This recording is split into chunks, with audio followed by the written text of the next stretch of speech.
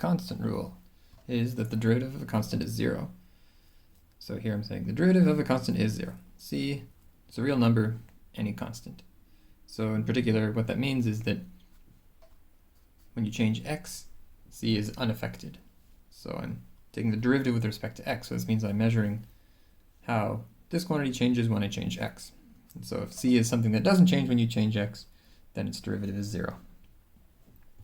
So let's prove this. And to prove it, let's consider this function f of x equals c. So we're going to take the derivative and see that it's 0.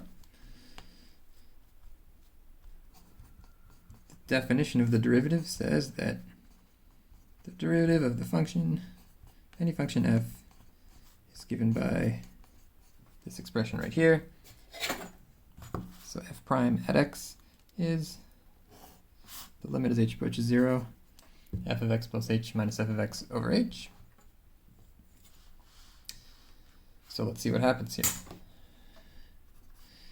We're taking the limit as h approaches 0.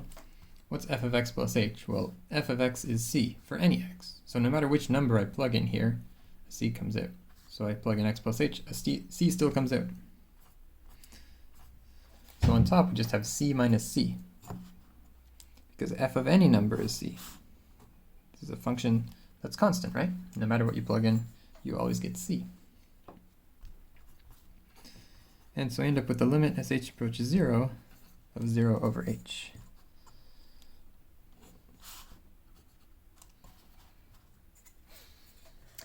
Now this is actually a little bit tricky, because if you think about what happens to h, as h approaches 0, you're going to get 0 over 0. So this thing looks kind of like it's indeterminate, but it's actually not indeterminate. And the reason why is because the bottom is approaching 0, but the top is not just approaching 0, the top is 0. It's literally 0. So it might look like this thing is of the form 0 over 0, and it sort of is. But remember, if you consider this expression 0 over h, and what values you get for different possible values of h close to 0, then you'll see that this expression, it always comes out to be 0, unless you plug in h equals 0, and then it's undefined. So the expression 0 over h, that it's 0 for any value of h except h equals 0 where it's undefined. So if you consider this thing, all right, as a function of h, just think about what it would look like, right? If you have this, what does the graph of that look like? 0 over h, okay? So imagine you've got this, like, label this axis h, and consider the function f of h equals 0 over h.